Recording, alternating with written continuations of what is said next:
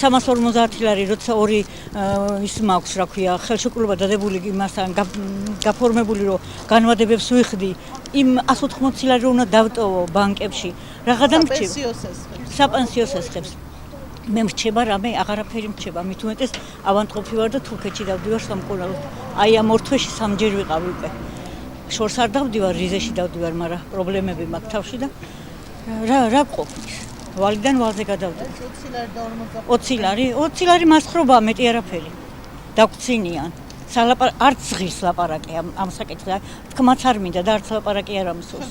ჩვენთვის არაფერი ნამდვილად, იმიტომ რომ ისეთი მოიმატა ფასებმა არანაირი შეღავათი არ იქნება. მე ასე მგონია.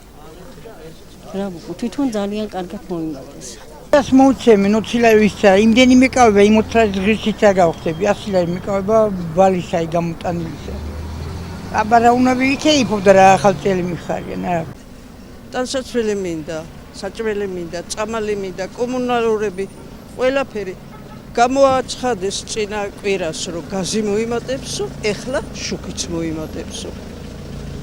აი, ეხლა ხო იმატებს პენსიაც, თქვა, შემავალი. კარგით რა, ხო იცით რომ ანეკდოტია, 20 ლარი რა.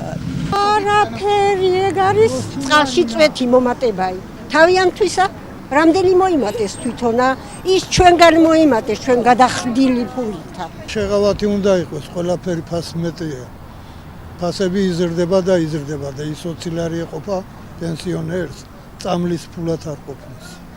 და თვითონ პენსიონერი ვარ. ოპერაცია მაქვს გასაკეთებელი და ვერ ვიკეთებ იმის გულზე, რომ ფასები მაღლა მეტის. იმდენი მოუმატეს პენსია ხალხს, რომ მე მგონი თავს გაუვათ. სხვა არაფერი მაქვს.